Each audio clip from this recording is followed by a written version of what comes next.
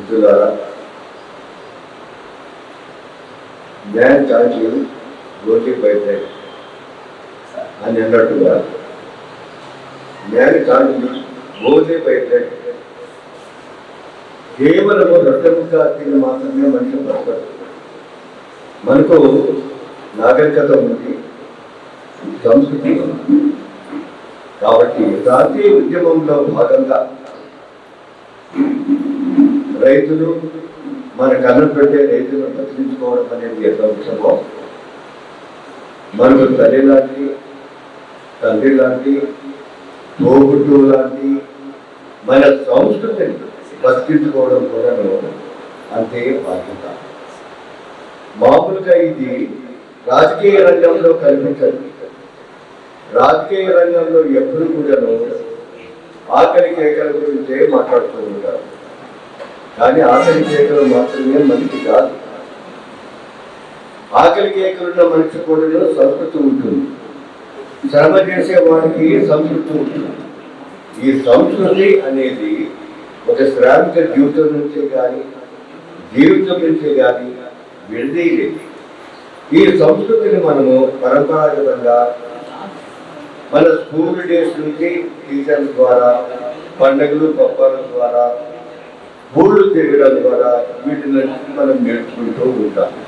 పెరిగి పెద్దయిన తర్వాత మనము ఒరిజినల్గా నేర్చుకునే సంస్కృతి పట్ల మనకు చిరుచు పెద్దలు ఏమి పండుగలు, ఏమి పబ్బాలు, అవి ఏమి పుట్టుడి పురాణాలు అని ఒక ఇంటలెక్చువల్ సందేహాలు ఇవన్నీ కూడా వస్తాయి మనిషి ఎదక్క. కానీ అని అనుకొని మనం ఏం నేర్చుకుంటామంటే నేర్చుకోకూడదని కాదు, కానీ మనకు మర్చిపోయి విద్యాసేవల నుంచే సంస్కృతిని దిగుమతి చేస్తుంది. మా గురువు సెగ్గునేని నారాయణ ఒక మాట అనేవాడు.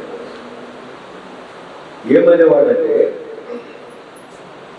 పరభాష నేర్చుకోవడము నాగరికత ఎప్పుడు అవుతుంది అంటే, నీ భాషను నువ్వు పోషిస్తూ పరభాష నేర్చుకుంటే అది నాగరికత. నీ భాషను వదిలేసి పరభాష నేర్చుకుంటే అది పరాయీకరణ. అంటే పరాయీకరణకు సొంత సంస్కృతి చాలా చాలా తేడా ఉంటుంది. కాబట్టి సంస్కృతులు అనేటివి చాలా రకాలుగా నేర్చుకుంటాం. కానీ మనకున్న చాలా ఈ తక్కువలో కూడా ఎంత ఏర్పడింది చెప్తుంది. మనకు గతానుగతంగా వచ్చే ఈ సంస్కృతుల పట్ల తక్కువ చూపు ఏర్పడడానికి ముఖ్యమైన కారకులు ఈ దేశంలో కమ్యూనిస్ట్. ప్రతి దాన్ని కూడాను మైనస్ పాయింట్గా తీసుకొని వాళ్ళు దీని గురుడు లేని, దాని గురుడు లేని అని చూపించుకుంటూ, అన్నం కనపడుతుంది కాబట్టి అన్నం మాత్రమే సత్యం, కష్టం కనపడుతుంది కాబట్టి కష్టం మాత్రమే సత్యం అనే రకంగా జీవితంలో మరొక కోణాన్ని, మరొక పార్శ్వాన్ని చాలా దూరం పెట్టిన విషయంలో కమ్యూనిస్టులు చాలా బాగుపడినందుకు చాలా చాలా విచారిస్తారు. ఎందుకంటే ఈ సందర్భం మాకు కూడా కమ్యూనిస్టే కాబట్టి ఆయన నుంచి నేను గమనిస్తూనే వస్తూ ఉన్నాను. సంస్కృతిని, మన సంస్కృతిని మళ్ళీ కాకుండా చేయడంలో నేను దేవుడితో కొన్నిసార్లు మాట్లాడేవాళ్ళు, చెట్టుకిన మాట్లాడేవాళ్ళు, తెలుగు గురించి మాట్లాడేవాళ్ళు.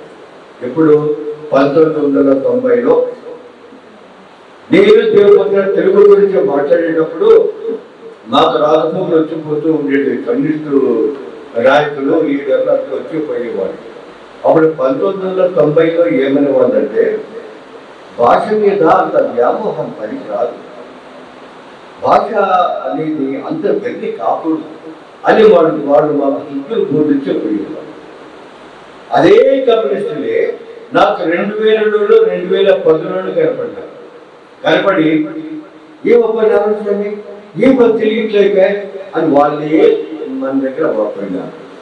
అప్పుడు దేవుడు చెప్పినాడు, మీ కమ్యూనిస్టులు అందరూ సార్ వారి ప్రాబ్లం బర్నింగ్ గా ఉన్నప్పుడు వచ్చి నీటి బోధనని బోధిస్తారు, పూర్తిగా సంస్కృతి అనే దాన్ని అటకెక్కి దాని పాడి మీద పడుకోబెడతారు చూడి, అప్పుడు లేట్ వస్తారు సార్ మీ కమ్యూనిస్టులు అందరూ.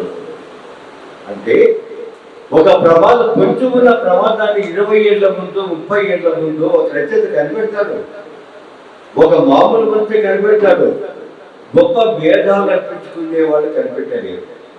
మొత్తం పొగట్టుకోవడమే, ఎంత పొగట్టుకుంటే వాడంత మేధావి, ఎంత లేదంటే వాడంత మేధావి, నాస్తి నాస్తి నాస్తి అన్నాడు వాడు మేధావి, ఉంది అని పొరపాటుగా అన్నామా ఏది చూపి అంటారు.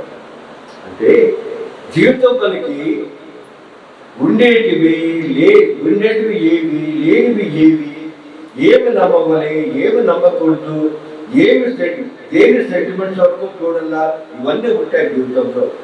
కాబట్టి ఇవన్నీ కూడా నిర్ణయించుకొని మనం ఆలోచిస్తే కనుక యూనివర్సిటీ చదువులు, ఇంగ్లీషు జ్ఞానము, తర్వాత ఈ డిగ్రీలు, యూనివర్సిటీలు ఈ జ్ఞానమే కాకుండా రోడ్లలో ఇట్లా మన దగ్గరికి ఉద్యోగపోయినారు, రోడ్లలో మనకి దండికి ఇట్లా వాళ్ళు కనిపిస్తూ ఉంటారు. ప్రపంచం పారుతూ ఉంటుంది. ఇట్లా సంస్కృతులు అంటే మనం వీరి మీద పారుతూ ఉంటాయి. ఇట్లా వీరినంతా కూడా మడుగు కట్టే పారే సంస్కృతిని అవపోషణ వాడు మన సాధ్యం రమేష్ ఉన్న జ్ఞానము నాకైతే లేదు. నాదంతా కూడా చదువుని జ్ఞానం, పుస్తకాల్లో ఏముంటుందో దాన్ని చదివి నేర్చుకునేవాడు మాత్రమే. కానీ ఈ మహానుభావుడు ఉన్నాడు మన ఫ్రెండ్, ఈ మహానుభావుడు దేశాలు తిరిగి, ఊళ్ళు తిరిగి, దేశాలు తిరిగి ఎంతో మందిని కలిసి ఎన్నో జ్ఞానాలు నేర్చుకొని నిజంగా పుస్తకాల్లో లేని జ్ఞానాన్ని ప్రజెంట్ చేయగలిగిన అరుదైన వ్యక్తులలో సరే రమేష్ గారు చాలా ముందు బాగా ఉంటారు.